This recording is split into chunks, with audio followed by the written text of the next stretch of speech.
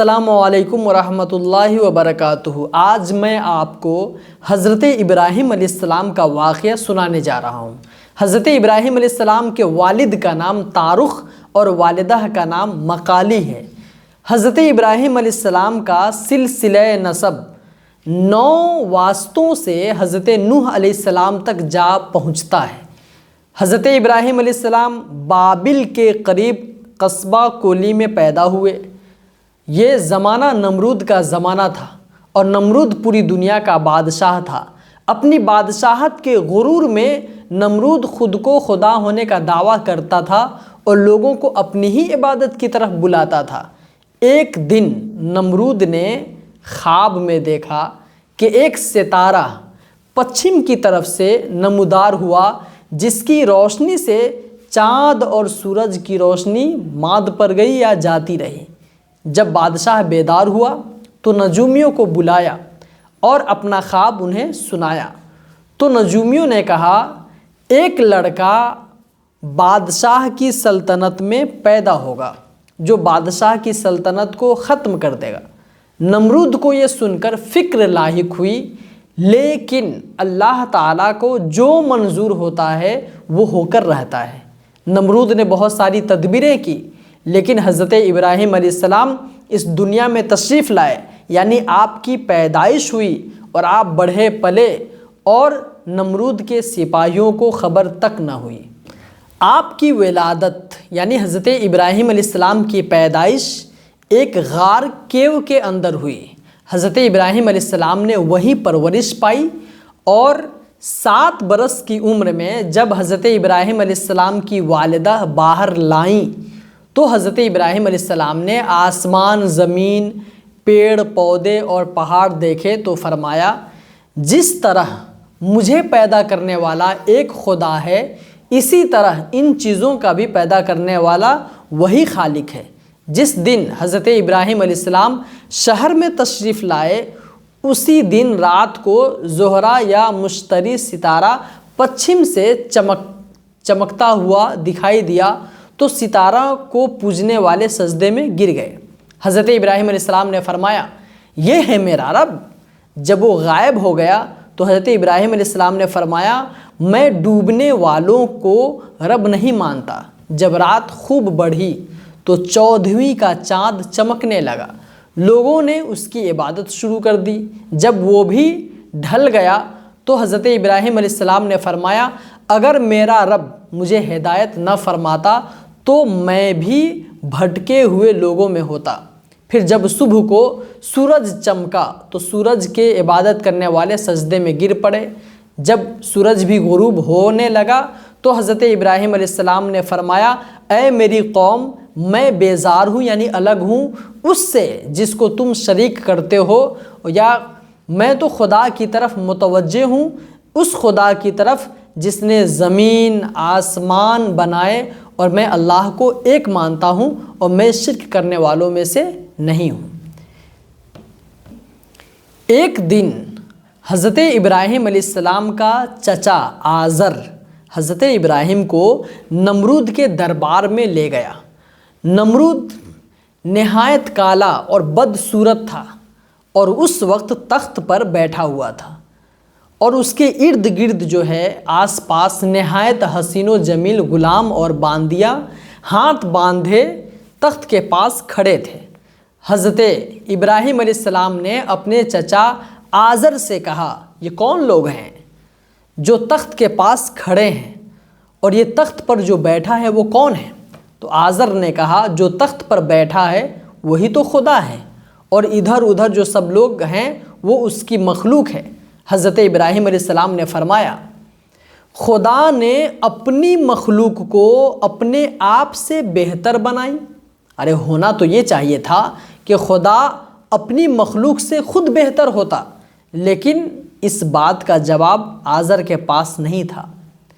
آزر حضرت ابراہیم علیہ السلام کا اپنا چچا تھا، لیکن وہ بت بناتا تھا اور بازار میں بیچتا بھی تھا۔ کبھی کبھی حضرت ابراہیم علیہ السلام کو بھی بت لے کر بازار بھیج دیتا تھا۔ حضرت ابراہیم بتوں کی گردنوں میں رسیاں ڈال کر کھینچ کر لے جاتے اور آوازیں لگاتے، کون خریدے گا ایسی چیز جو نہ نفع پہنچائے اور نہ نقصان؟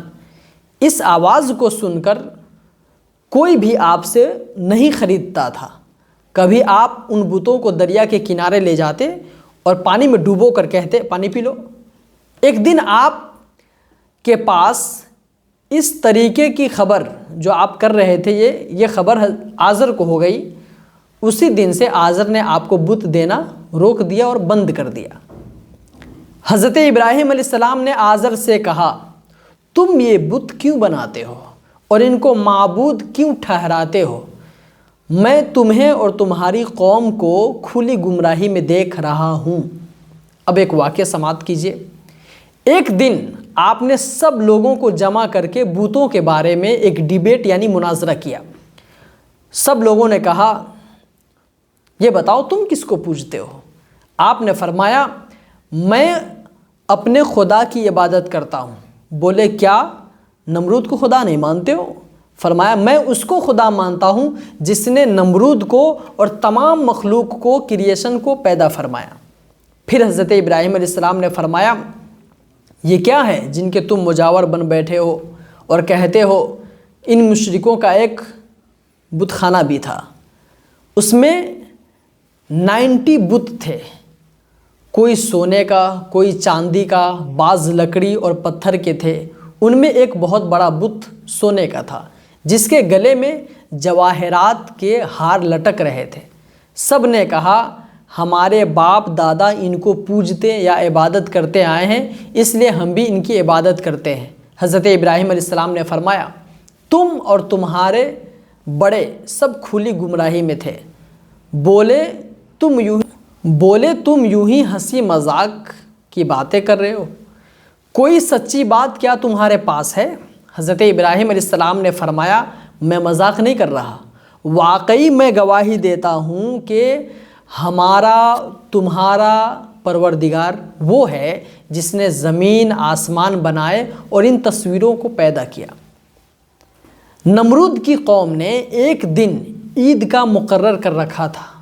اس دن سب لوگ شہر میں جمع ہو کر باہر جاتے تھے اور اپنے بتوں کے لیے زیورات اور لباس سجانے کے لیے لاتے تھے، اور ان بتوں کے سامنے کھانا پانی بھی رکھ جاتے تھے۔ جب میلے سے لوٹ کر واپس آتے تو یہ کھانا پانی بتوں کا چڑھاوا لے کر واپس لوٹتے تھے۔ جب یہ دن آیا، ان کے سامنے کھانا پانی رکھتے، جب میلے سے لوٹ کر آتے تو یہ کھانا پانی بتوں کا چڑھاوا لے کر واپس لوٹتے تھے۔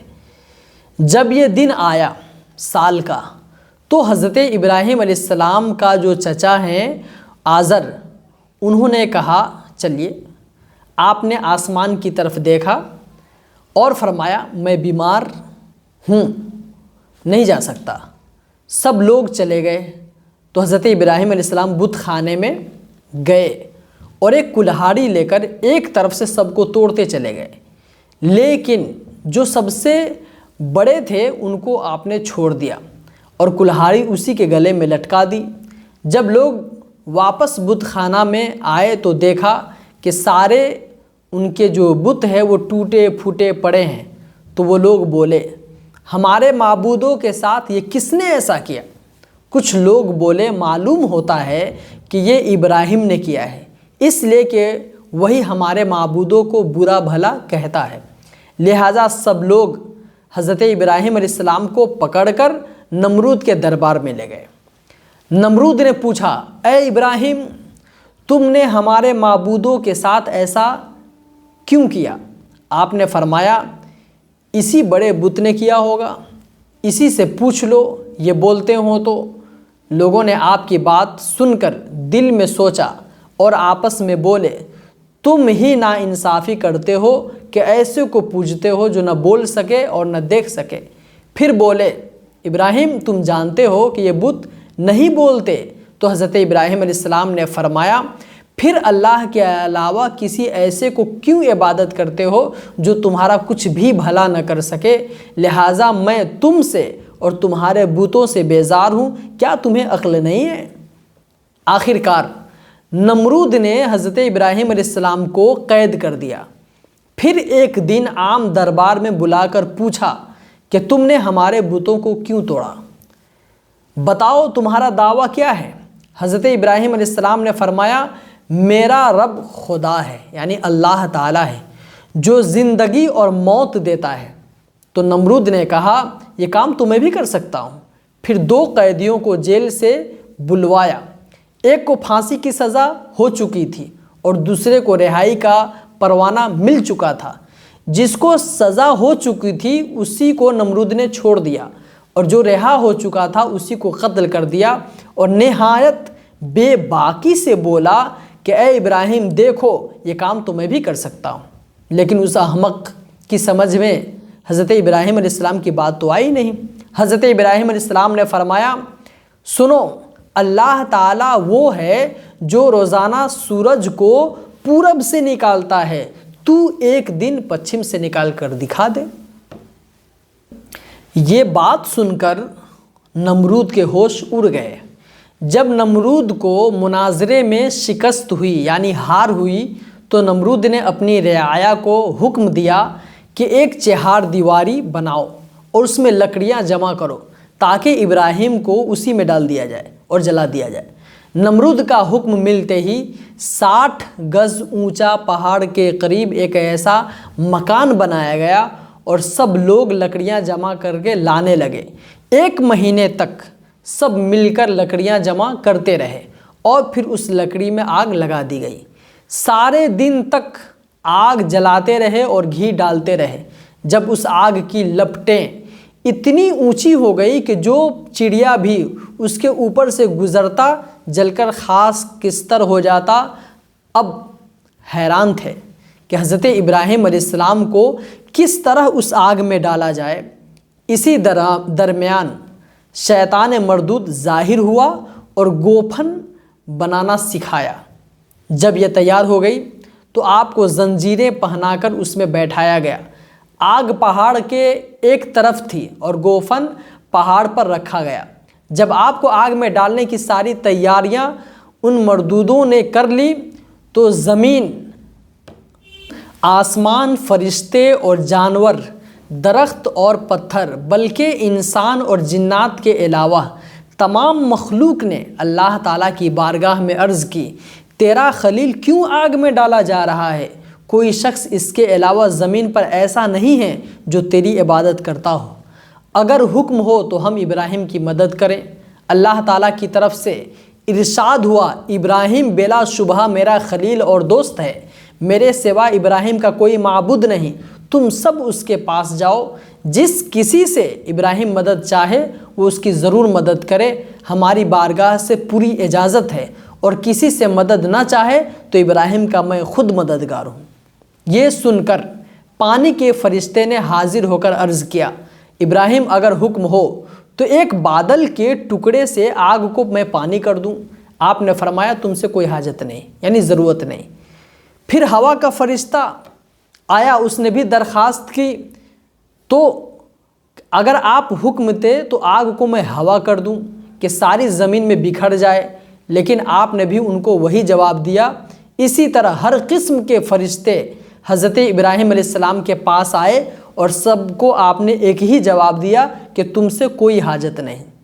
جب ان لوگوں کو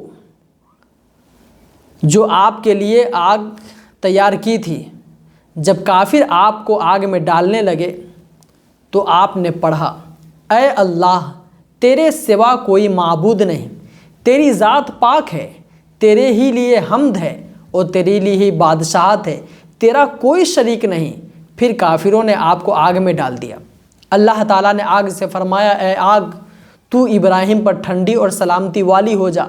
آگ نے آپ کی زنجیروں کے علاوہ کسی اور چیز پر اثر نہ کیا۔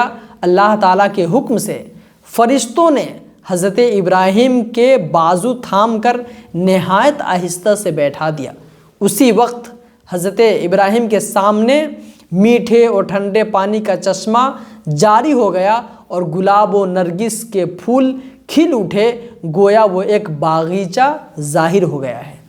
سارے جانوروں نے آگ بجھانے کے لیے اپنی اپنی کوشش کی، لیکن ایک خبیث گرگٹ آگ میں پھونک مارتا رہا، اسی لیے نبی پاک صلی اللہ تعالیٰ علیہ وسلم نے چھپکلی اور گرگٹ کو مارنے کا حکم دیا ہے۔ اسی درمیان اللہ تعالیٰ نے ایک فرشتے کو حضرت ابراہیم علیہ السلام کے پاس ظاہر فرمایا جو حضرت ابراہیم علیہ السلام کا دل بہلاتا تھا۔ اس لیے آپ بھی انبیاء کرام کے واقعات سنیے خالی وقتوں میں اور اپنے دل کو بہلائیے اسلامک اسٹوریز سن کر، نہ کہ کارٹون اور یہ ساری ویڈیوز دیکھ کر۔ میں آپ سے یہ عرض کرتا ہوں کہ آپ انبیاء کرام کے واقعات سنیں، بہترین اور بالکل نہایت سلیس اور آسان انداز میں آپ پر میں پیش کر رہا ہوں۔ حضرت جبریل علیہ السلام ایک جنتی قمیص کرتا لے کر تشریف لائے اور ایک جنتی تخت پر حضرت ابراہیم کو بیٹھا دیا اور باتیں کرنے لگے۔ ایک ہفتہ بعد 1 ویک کے بعد نمرود نے وزیروں سے کہا، خوب اچھی طرح دیکھ کر آؤ کہ ابراہیم آگ میں جلا ہے یا نہیں جلا ہے۔ وزیروں نے کہا کہ آگ تو ایسی تھی کہ اگر اس میں پہاڑ بھی ڈال دیا جاتا تو خاک ہو جاتا۔ وہ بولا، میں نے خواب دیکھا ہے کہ ابراہیم صحیح اور تندرست ہے اور صحیح و سالم ہے۔ پھر خود نمرود اپنے خاص وزیروں کے ساتھ ایک بلند مقام پر چڑھا اور دیکھا کہ حضرت ابراہیم خوش و خرم بیٹھے ہوئے ہیں اور کسی سے باتیں کر رہے ہیں، اور ادھر ادھر آگ شعلہ مار رہی ہے۔ پکار کر بولا، اے ابراہیم، تیرا خدا بڑا ہے، کیا تو باہر آ سکتا ہے؟ حضرت ابراہیم علیہ السلام نے فرمایا، ہاں، اگر اللہ تعالیٰ چاہے۔ پھر آپ آگ سے باہر تشریف لائے۔ اس نے پوچھا، دوسرا آدمی کون تھا آپ کے ساتھ جو آپ سے باتیں کر رہا تھا؟ تو حضرت ابراہیم علیہ السلام نے فرمایا، یہ ساتھ کا فرشتہ ہے۔ نمرود نے کہا، میں تیرے خدا کی کچھ نذر کروں گا۔ پھر اس نے یعنی نمرود نے 40 گائے قربانی کی۔ حضرت ابراہیم علیہ السلام نے فرمایا، سنو، یہ نذر اور یہ تحفے اس وقت تک قبول نہیں ہوں گے جب تک تو میرے رب پر ایمان نہیں لائے گا۔ یہ سن کر نمرود کا ایمان لانے کی طرف میلان ہوا، لیکن اس کا وزیر جو حامان تھا اس نے بولا، اے نمرود، ابراہیم جو ہے نا وہ آتش پرست ہے، یعنی آگ کے پوجنے والے، اس لیے آگ نے ان کو نہیں جلایا۔